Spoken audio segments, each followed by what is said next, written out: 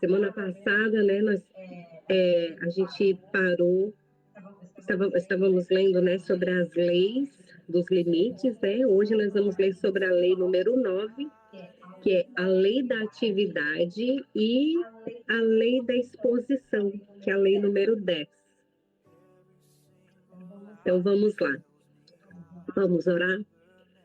Paizinho amado, Paizinho querido, mais uma vez, Senhor, estamos aqui, Senhor, diante de Ti, Jesus, para aprender um pouquinho mais de tudo aquilo que o Senhor tem para nos ensinar, Senhor. Pai, que Teu Espírito Santo venha sobre cada uma de nós, sobre as nossas mentes, sobre o nosso coração, Pai, trazendo-nos discernimento, sabedoria, entendimento, Pai, revelações, clareza na nossa mente, Pai, que nós possamos entender tudo aquilo que o Senhor quer nos ensinar nessa tarde, Pai.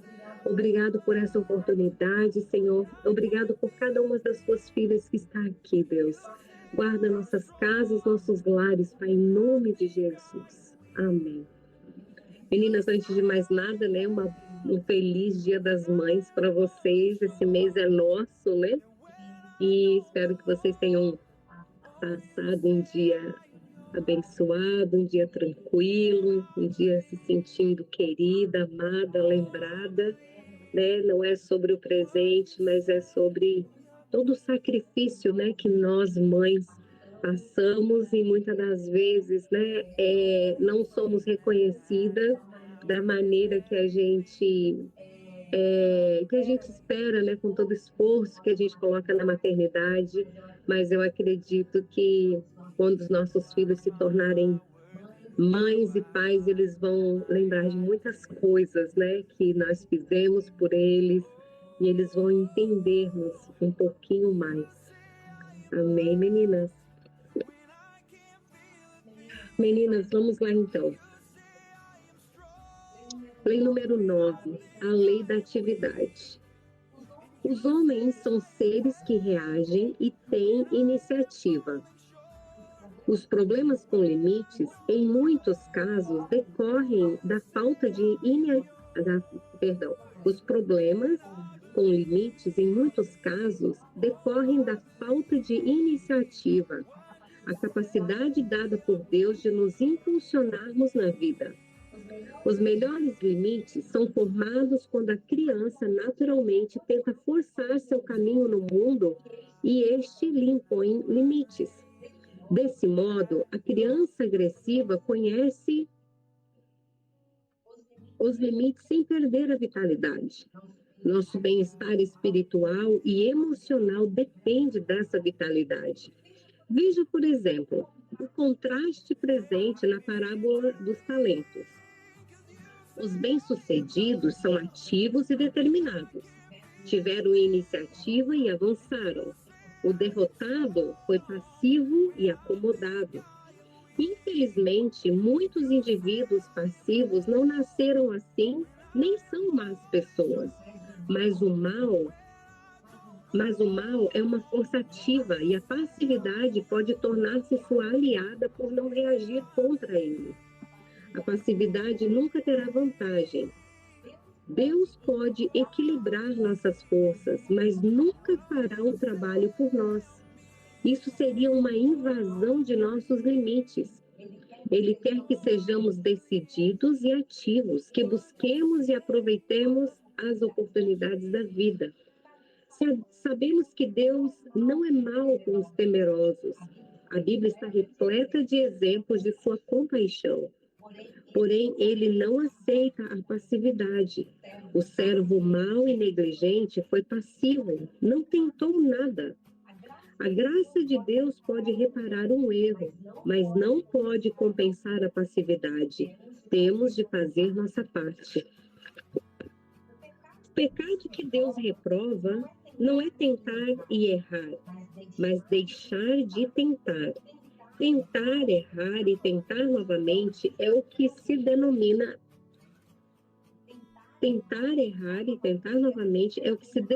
aprender. Deixar de tentar não produz resultado algum. O mal triunfará. Deus expressa o que pensa em relação à passividade em Hebreus, capítulo 10, versículo 38 e 39. Mas o justo viverá da fé, e se ele recuar, a minha alma não tem prazer nele. Nós, porém, não somos daqueles que retrocedem para a perdição, mas daqueles que creem para a conservação da alma. Recuar passivamente é intolerável para Deus. E quando compreendemos quão destrutivo isso pode ser para a alma, entendemos por que ele não aceita isso. Deus quer que busquemos a conservação da alma. Este é o papel dos limites, definir e preservar nossa propriedade, a nossa alma. Certa vez me disseram que, quando um passarinho está pronto para nascer, se você quebrar a casca do ovo por ele, ele morrerá. O pássaro precisa abrir o próprio caminho para fora do ovo e se lançar no mundo. Esse exercício agressivo fortalece o passarinho, servindo de preparação para a vida no mundo exterior. Se essa responsabilidade lhe for roubada, ele morrerá. É assim também que Deus nos fez. Se Ele abrir o caminho para nós, se fizer nosso trabalho e invadir nossos limites, morreremos. Não devemos recuar passivamente. Nossos limites só podem ser criados se formos ativos e agressivos, se buscarmos, batermos e pedirmos. Mateus capítulo 7, versículo 7, versículo 8. Meninas, e lendo aqui, eu lembrei sobre... já faz um tempo para cá, né? Acho que nos últimos 2, 3 anos, talvez, nós temos ouvido muito sobre as borboletas, né? Sobre o casulo. E eu ouvi uma história tão interessante que, se você vê um casulo, né? A borboleta ali está prestes para nascer, e você for tentar ajudar a borboleta a sair do casulo, ela não vai voar. Talvez ela não, né, muitas das vezes ela não vai morrer, mas ela não vai conseguir voar, porque todo aquele esforço que ela precisa fazer, né, com as asas para sair de dentro do casulo, né, para sair ali de dentro, é o que vai fortalecer as asas dela, que vai fazer ela voar. E nós não podemos ajudar, né? E muitas das vezes a gente vê muitas pessoas ao nosso redor que elas não evoluem, elas estão sempre no mesmo lugar, elas não são criativas, porque sempre tem alguém ajudando, sempre tem pessoas fazendo por elas, sempre tem pessoas ajudando, tem sempre pessoas fazendo algo, né? Eu tenho exemplos, né, próximos a mim de pessoas que não fazem nada sozinhos, né? Os pais, por exemplo, não são pessoas tão velhas, né? Mas são pessoas ali nos seus 55, 60 anos, mas eles têm todas as ferramentas na frente deles, mas eles querem que os filhos façam tudo, que os filhos que liguem para marcar uma consulta, os filhos que liguem para perguntar o preço de algo, os filhos que pesquisem, os filhos que façam tudo, né? E isso ele vira um costume, né? E às vezes isso sobrecarrega os filhos, né? E às vezes a gente tem uma... Boa tarde, Irailda. Às vezes nós temos um entendimento errado sobre honra, né? Muitas pessoas acham que honrar pai e mãe é fazer tudo o que os pais querem, na hora que eles querem, da maneira que eles querem. E honra não significa isso, né? A honra significa a maneira, né, que você vai estar conversando com seus pais, com educação, com verdade, com honestidade, com sinceridade, né? E também falar, né, aquilo que você pode. Olha, agora eu não posso fazer essa ligação para você, mas eu posso mais tarde. Hoje não vai dar para fazer, mas amanhã eu posso. Né? Porque muitas das vezes as pessoas querem que você pare tudo que você está fazendo e faça agora, né? E aí a gente vê casos, né, de pessoas que elas não evoluem, então elas não procuram aprender, né? Elas não querem aprender, elas não querem ir atrás. E sempre continuam ali, né? Como se fosse esse passarinho aqui que você vai lá e quebra o ovo por ele, ele vai morrer, ele não vai, não, né? Ele não teve esforço nenhum para fazer aquilo. E precisa, né? Nós precisamos ter, fazer esse esforço, ir atrás das nossas próprias, dos nossos próprios objetivos, né? Vamos lá. Lei número 10, a lei da exposição. O limite é uma fronteira de propriedade. Essa fronteira mostra onde a propriedade começa e onde termina. Temos falado sobre o motivo de precisarmos dessas fronteiras, mas um deles está acima de todos os outros. Ninguém vive sozinho. Existimos num relacionamento com Deus e com os outros.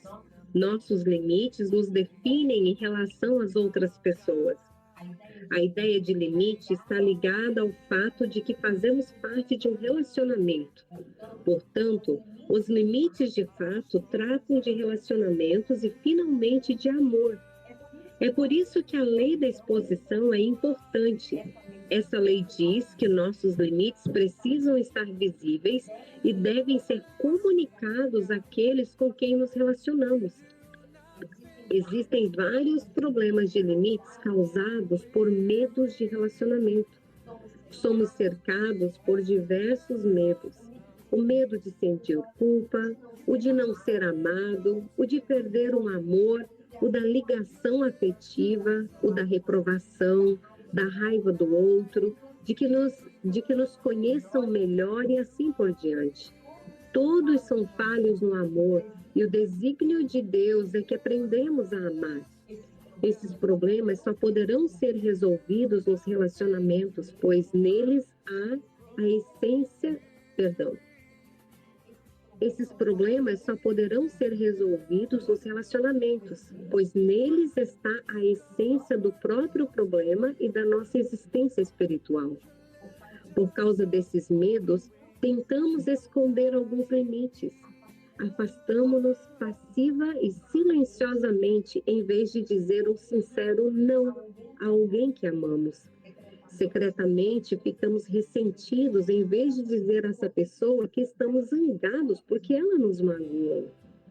Muitas vezes, preferimos guardar a dor causada pela irresponsabilidade alheia a declarar como o comportamento do outro prejudica a nós e aqueles a quem amamos. Uma informação que poderia ajudar a alma deles. Outra situação é a de uma pessoa aquiescente com um companheiro que deixa de demonstrar seus sentimentos e opiniões por 20 anos e, de repente, expressa seus limites pedindo divórcio. Ou os pais que amam os filhos e passam anos consentindo, não impondo limites e ressentindo-se do amor que demonstram. Então, a criança cresce pensando que não é amada por causa da falta de abertura no relacionamento. E seus pais ficam perplexos pensando, depois de tudo que fizemos... Perdão, meninas. Então a criança cresce pensando que não é amada por causa da falta de abertura no relacionamento. E seus pais ficam perplexos pensando, depois de tudo que fizemos por ele. Nesses casos, os relacionamentos sofreram porque os limites não foram expressos. Meninas, eu quero abrir um parênteses aqui sobre essa parte aqui, né, dos pais e dos filhos. Uma vez eu fui fui julgada de uma maneira não muito legal, foi bem forte, né, sobre isso, especialmente por pessoas da minha família mais próximas, né? Porque eu fiz um comentário assim, eu não lembro como começou essa conversa, mas eu falei assim, se um dia eu souber que um dos meus filhos fez alguma coisa errada, né, abusou de uma criança, roubou, e que eu fiquei sabendo, eu vou ser a primeira pessoa a chamar as autoridades para o meu filho. Eu vou conversar com o meu filho e vou, porque eles precisam aprender, né, a fazer a coisa certa. E é uma coisa, é um tipo de conversa que eu tenho com os meus filhos. Eu sempre falei para eles: a mamãe jamais vai passar a mão na cabeça de vocês com coisas erradas. Se você pegou uma coisa que não é sua e foi um engano, vai lá, pede desculpa, fala que foi um engano. Se você pegou por um motivo que você pegou mesmo, que você estava roubando, né? Você não tem motivo, mas você vai pedir perdão, nós vamos orar e você nunca mais vai, né? Você vai falar sobre, né? Nunca mais vai fazer isso, repetir o erro. E uma pessoa bem próxima me falou assim: nossa, você teria coragem de fazer isso? Eu falei: sim, e os meus filhos sabem disso, porque muitas das vezes, meninas, né, os pais, eles vão encobrindo coisas pequenas dos filhos, e conforme eles vão crescendo, as coisas vão aumentando e pode ficar coisas muito grandes, né? Eu, meninas, venho de uma família eu venho de uma família, como eu posso falar para vocês, que tem uma maldição hereditária com abuso sexual de crianças. Eu fui abusada sexualmente quando eu tinha uns 9 a 10 anos. E exatamente, Marli, né? E às vezes a gente é julgada, né, por isso. E aí os anos se passaram, eu não pude contar para minha mãe, porque eu sabia que se eu contasse para ela eu ia apanhar, eu ia ser julgada. E esse abusador da família, né, se diz até hoje, um homem de Deus, um profeta, ora por todos, e aquela coisa toda. E agora que eu estou aqui no Brasil, né, agora no final desse mês vai fazer 3 anos que eu estou aqui, que eu tenho mais tempo de estar conversando com as minhas primas e até mesmo com as minhas tias. Meninas, eu fiquei horrorizada com as histórias que eu ouvi. Histórias assim, aconteceu com a minha mãe, aconteceu com a minha tia. Esse mesmo tio já abusou de várias mulheres na minha família, a própria irmã. Então, assim, são coisas tão sérias. E eu falei para elas: o que vocês fizeram? E ele está no meio de pessoas, ele está no meio de crianças, e está tudo bem. Ai, não, a gente não falou nada. Até tinha, né, uma criança que estava indo lá na casa dele e ninguém falava nada.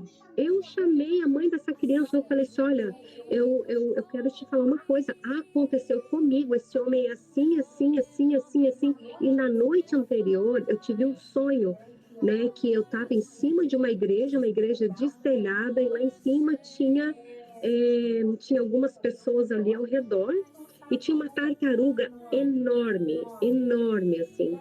E a tartaruga virou de ladinho, então entre o casco e a parte de baixo da barriguinha dela, essa parte aqui, ela tinha uma pele, aquela pele era transparente. E quando eu olhei dentro, era uma cobra enorme que tinha dentro da tartaruga. E eu fiquei apavorada no sonho. Eu falei: meu Deus, ninguém está vendo que é uma cobra venenosa que está dentro dessa tartaruga. E ninguém ali ao meu redor via, só eu.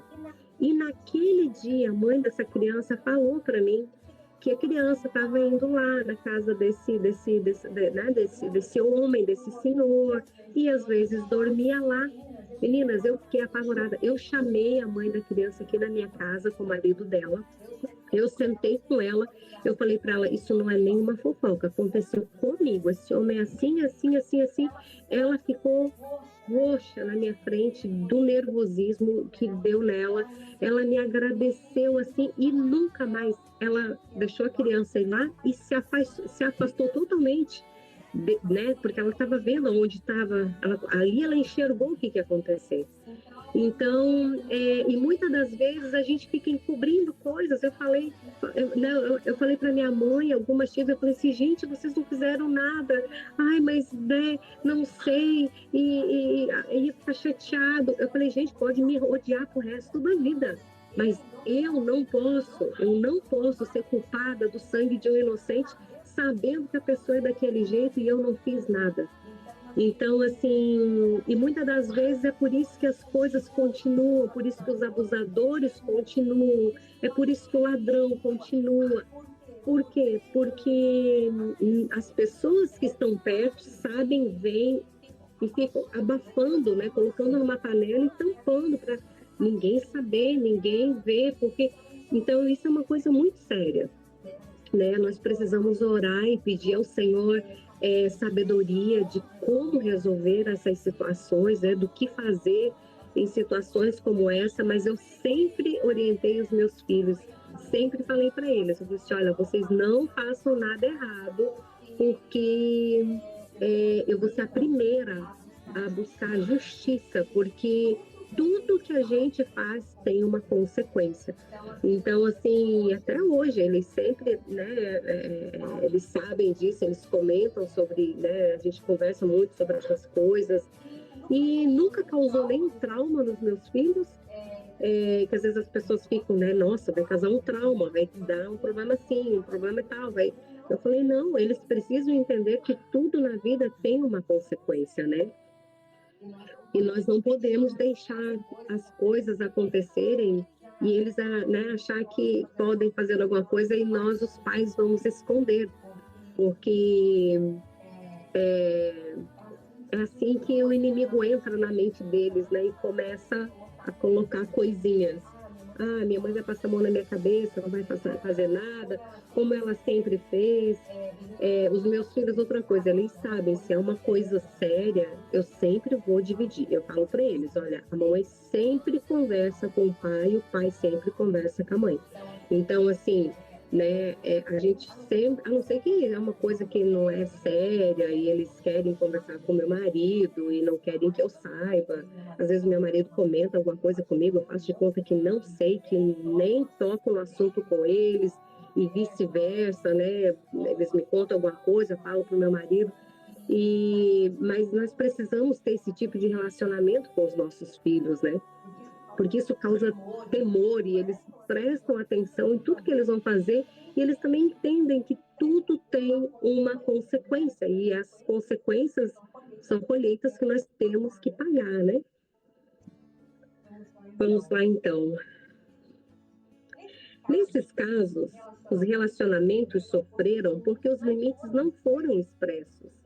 Uma coisa importante que deve ser lembrada sobre os limites é que eles existem e exercem influência sobre nós, quer os expressamos ou não. Do mesmo modo que o alienígena sofreu por não conhecer as leis da Terra, sofremos quando não comunicamos a realidade dos nossos limites. Se eles não forem informados e expressos sem rodeios, acabarão sendo expostos de forma indireta ou por manipulação.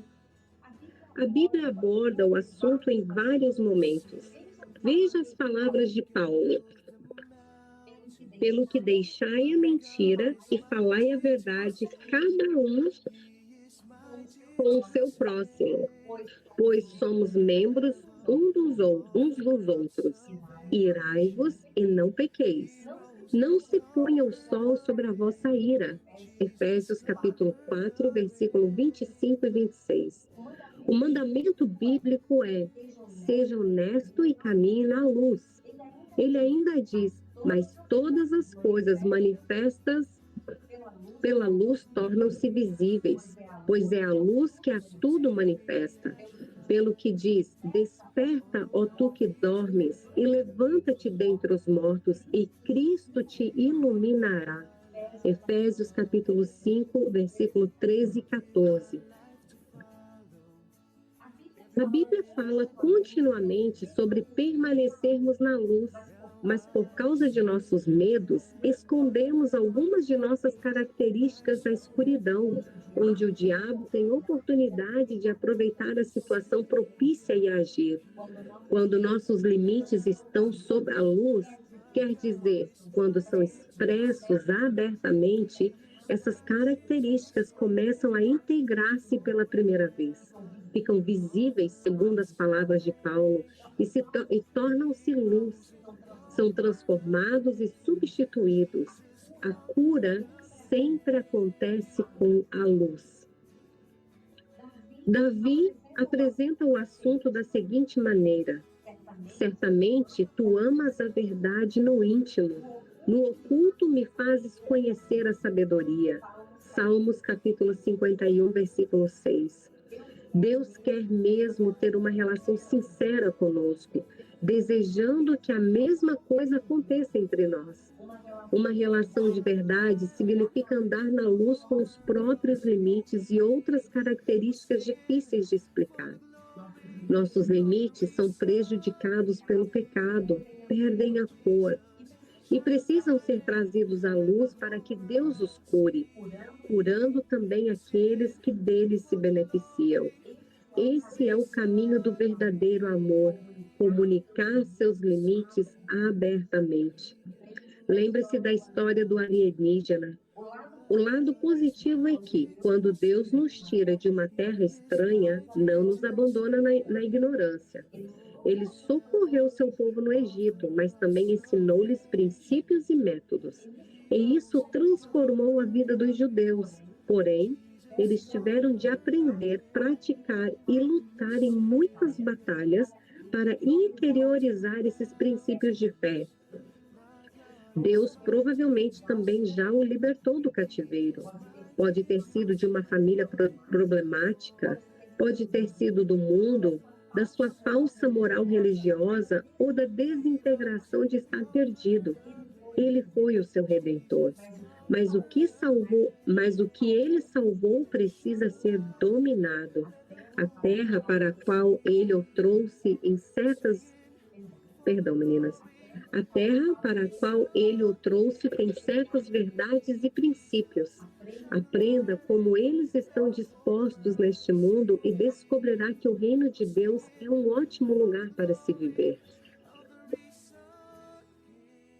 Amém. Vamos começar o capítulo 6, nós vamos falar agora sobre os mitos comuns sobre os limites, que é uma coisa que a gente ouve muito quando começa a falar sobre o limite, né? Uma das definições de mito é uma história fictícia que parece verdade. Às vezes parece tão verdadeira que os cristãos lhe dão crédito instantaneamente. Alguns desses mitos têm origem na história familiar, na igreja ou nos princípios teológicos, e outros em nossos equívocos. Seja qual for a procedência, investigue essas histórias com aparências reais. Mito número 1. Impor limites é ser egoísta. Mas espere um pouco, disse Teresa, sacudindo a cabeça. Eu não posso impor limites para quem precisa de mim. Eu estaria pensando só em mim, em vez de viver para Deus. Teresa estava falando de uma das principais objeções que os cristãos fazem à imposição de limites. O medo profundamente arraigado de agir de forma egoísta, de interessar-se apenas por questões próprias e de não pensar nos outros. De fato, devemos ser caridosos e preocupados com o bem-estar dos outros. Aliás, o lema número 1 do cristão é amar ao próximo. João, capítulo 13, versículo 55. Assim, será que os limites não fazem com será que os limites não fazem com que nos tornemos egocêntricos em vez de centrarmos nos outros? A resposta é não. Os limites adequados, na verdade, aumentam nossa capacidade de cuidar dos outros. As pessoas com limites altamente desenvolvidos são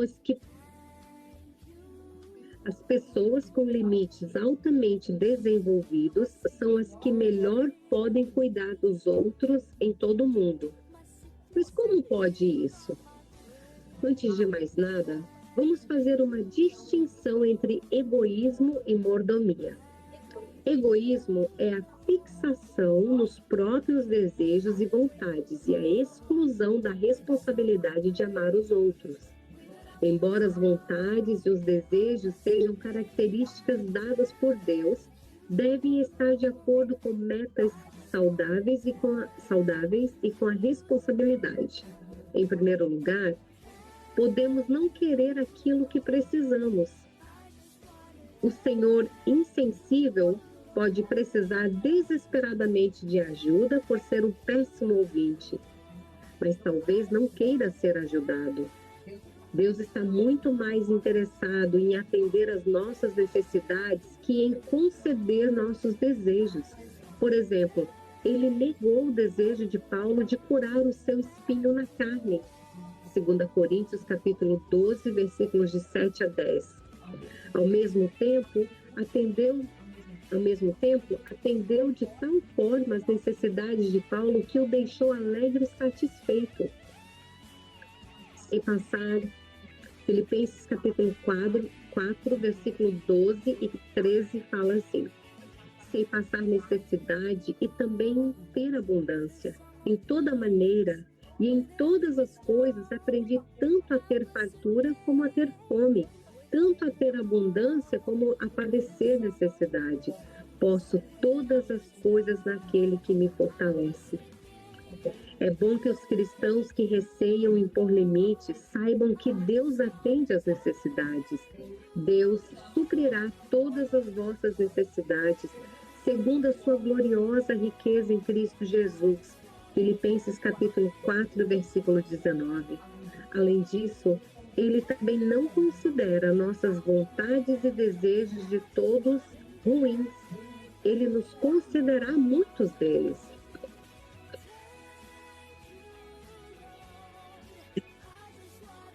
Nossas necessidades são nossa responsabilidade.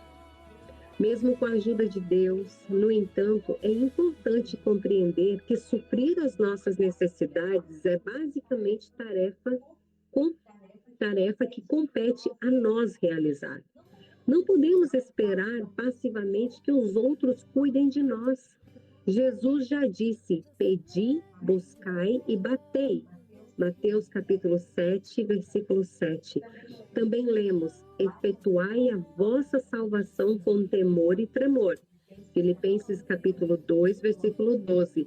Mesmo sabendo que Deus é que opera em nós, Filipenses capítulo 2, versículo 13, somos responsáveis por nós mesmos. Isso é bem diferente do que muitos de nós estão acostumados a ver. Algumas pessoas acreditam que suas necessidades são ruins, egoístas e, na melhor das hipóteses, um capricho. Outras acham que são coisas que Deus ou os outros deveriam fazer por elas. Mas a Bíblia é clara. A vida é Perdão, meninas. Mas a Bíblia é clara. Nossa vida é responsabilidade nossa. No fim de nossa vida, essa verdade torna-se clara como água.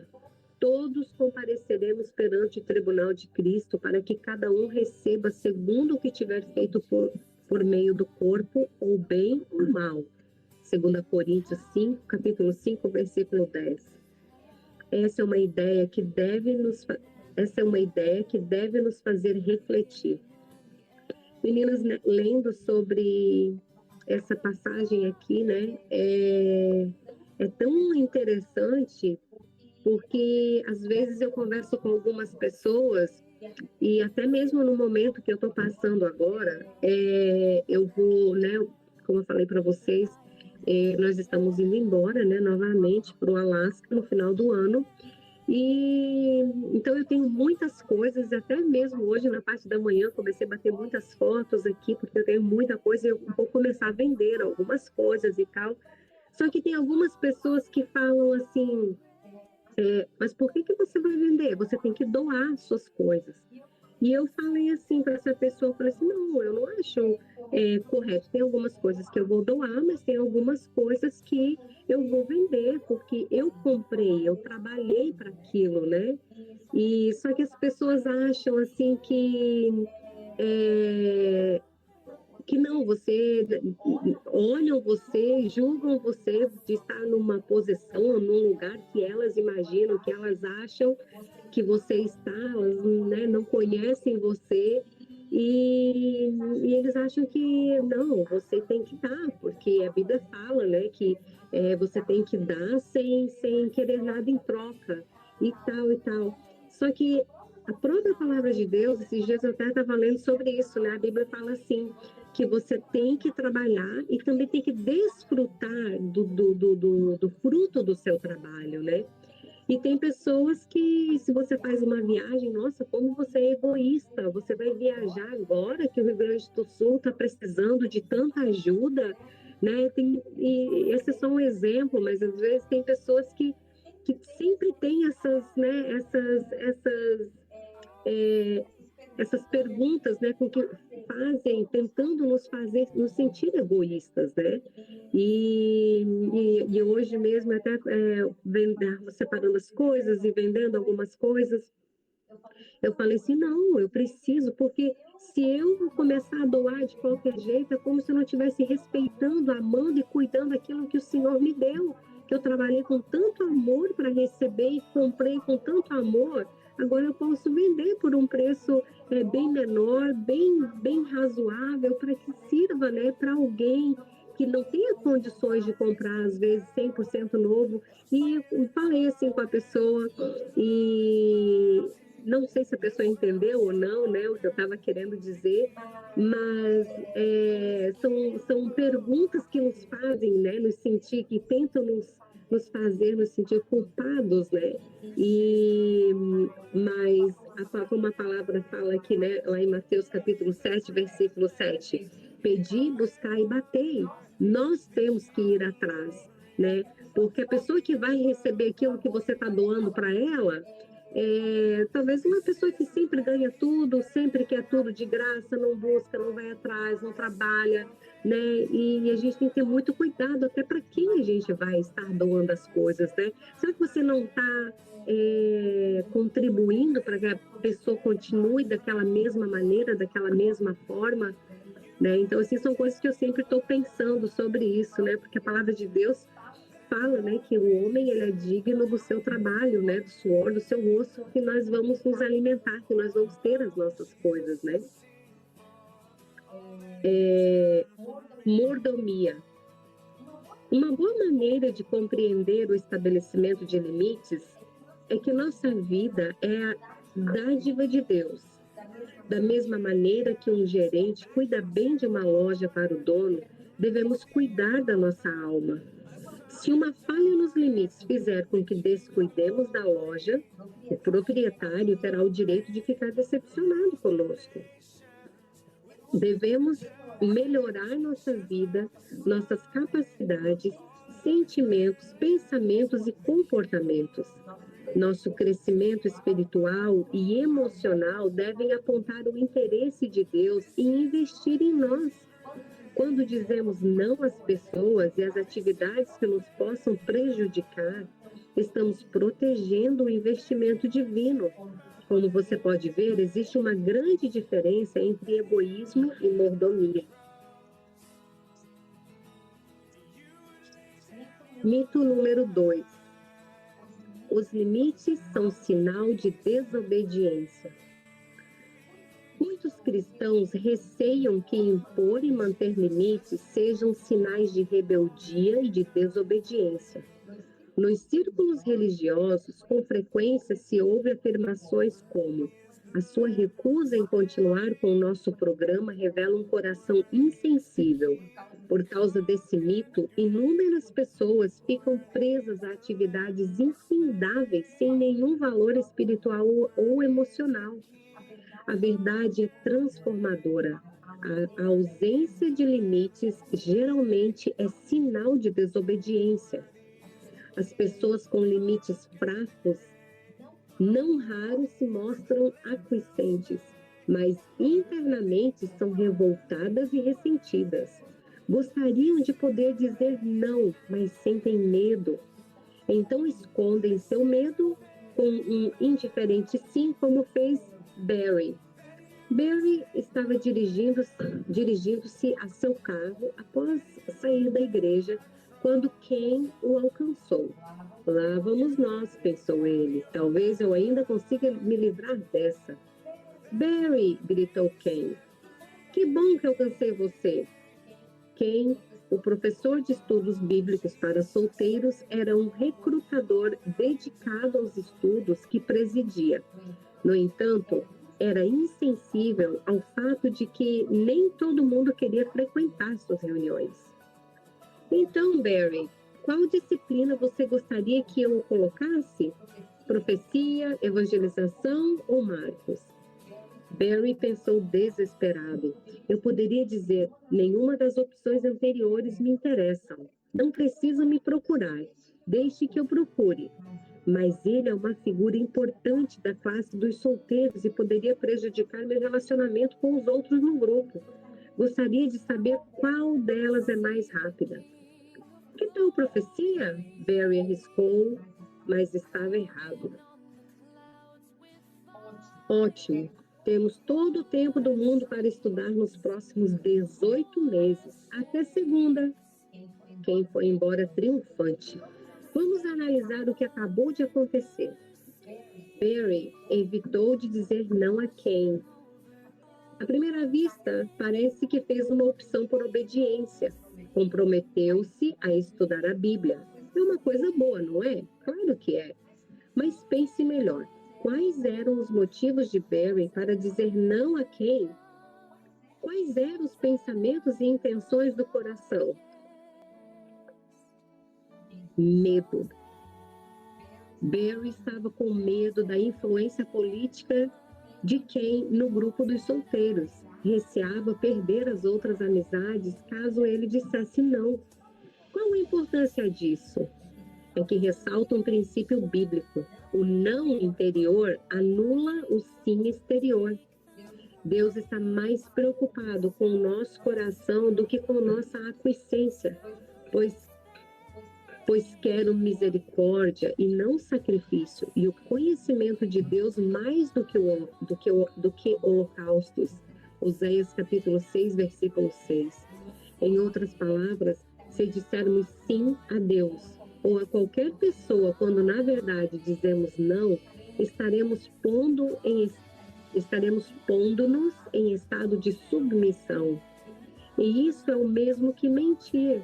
Nossos lábios dizem sim, mas nosso coração e as nossas ações dizem não. Você realmente acredita que Barry vai fazer o curso de Ken do grupo de estudo bíblico durante 1 ano e meio? É bem provável que surja uma prioridade para sabotar o compromisso de Barry e que ele abandone o curso, sem contar a Ken o verdadeiro motivo. Eis uma boa maneira de encarar esse mito de que os limites são um sinal de desobediência. Se não conseguir dizer não, não diga sim. Por quê?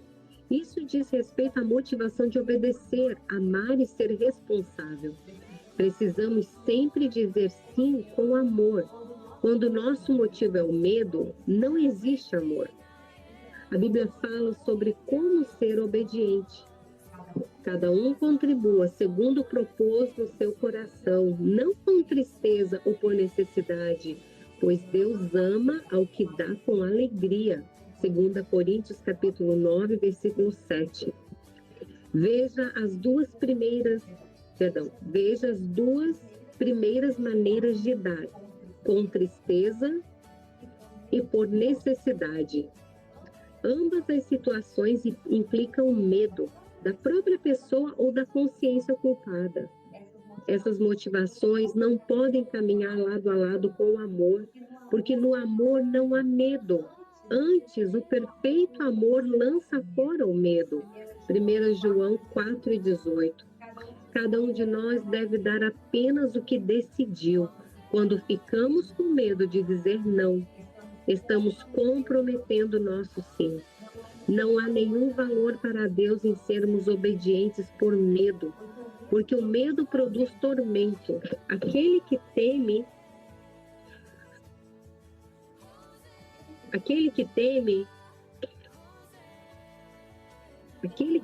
não é aperfeiçoado em amor. 1 João, versículo 4, capítulo 18. Deus quer que correspondamos em amor. Os limites são sinais de desobediência? Talvez. Podemos dizer não a coisas boas por motivos errados, mas o não é um sinal da compreensão, da honestidade e da verdade sobre nossos motivos. Então, podemos permitir que Deus trabalhe em nós. Isso não pode ser feito em um coração temeroso. Uau! São muitas lições, meninas, que a gente aprende, né, sobre esse pequeno, não é um capítulo, né, esse pequeno tema aqui, né, no mito número 2, que são os limites. Os limites são sinais de desobediência, né, porque uma das coisas que tem me guiado, né, todas as coisas assim que eu vou fazer, e até hoje na nossa vida, assim, existiam muitas coisas que nós fizemos, viagens, mudanças ou decisões importantes que nós tínhamos que fazer, eu sempre procuro entender e prestar atenção no meu coração, né? Se eu tenho paz fazendo aquilo. Porque como as escrituras falam, né, nós precisamos fazer qualquer coisa que a gente for fazer, não podemos fazer com medo. O medo não vem do Senhor, né? O amor, ele não traz medo. Então, esse é um bom sinal, né, para a gente parar, pensar e analisar, né, o que estamos fazendo. Está nos causando medo ou está nos trazendo paz? Às vezes é o não que a gente dá que nos deixa um pouquinho triste, que a gente não gostaria de falar aquele não, mas ele nos traz uma paz, né? Outro dia minha irmã me mandou uma mensagem para mim, ela falou assim: eu preciso resolver algumas coisas, você pode ficar com as crianças para mim? Mas aquele dia eu estava me preparando para ir numa viagem de Páscoa com meu marido, com meu filho, tinha que preparar os cachorros, que eu ia levar os meus cachorros também, e a gente ia viajar umas 5 horas de onde nós moramos. E eu fiquei assim, meu Deus, ela está precisando muito de mim agora, mas eu também tenho muitas coisas para fazer. E eu tive que parar e pensar, né? Eu falei, meu Deus, mas tá, eu posso ficar com as crianças dela, mas todos os lugares que eu for, eu vou ter que levar eles junto comigo. E me atrasar o tempo, né? Que sair sozinha é uma coisa, sair com criança é bem diferente. E eu falei para ela, expliquei, fui sincera. E falei assim, olha, eu não vou poder ir, né, por isso, por essas razões e tal. Ela ficou chateada, falei, cara, eu quero que você me perdoe, né, mas dessa vez eu não vou poder te ajudar. Houve ali silêncio de uns 2, 3 dias, ficou meio assim, mas depois voltou ao normal. Mas aquele não trouxe paz ao meu coração. Eu consegui fazer tudo que eu tinha que fazer, né, mas nós precisamos, às vezes, né, dar umas respostas que não é por maldade. O Senhor conhece, né, a intensidade, a razão do nosso coração, né, o porquê que a gente está fazendo aquilo. Nós não estamos fazendo por maldade, mas porque realmente nós não podemos. E às vezes essa é uma das coisas muito difíceis, né, para se fazer nos nossos dias, porque a gente não quer ver ninguém chateado, quer evitar uma confusão, quer evitar um problema, e acabamos algumas vezes de nos sobrecarregando e carregando um fardo, um peso que não é nosso, né? Mas é isso, meninas, foi muito bom. Eu quero reler isso aqui de novo. Teve muitas coisinhas que me chamou a atenção. Quero meditar um pouquinho mais em tudo. Na quinta-feira nós vamos, né, ler sobre o mito número 3, que diz: se eu começar a impor limites, acabarei ferindo os outros. Que é o que eu acabei de falar, né? Às vezes a gente não coloca o limite porque não quer machucar o outro, mas a gente acaba se machucando, né? E, meninas, muito obrigado por vocês estarem aqui, obrigado por estarmos aprendendo juntas, né? É sempre bom quando a gente tem alguém a mais para que a gente possa aprender juntas, tá bom? Obrigado, e a gente se vê na quinta-feira, às 14 horas, com a segunda parte não, né? Com a continuação do livro, tá bom? Um beijo para vocês, Deus abençoe e um ótimo final de tarde. Bye!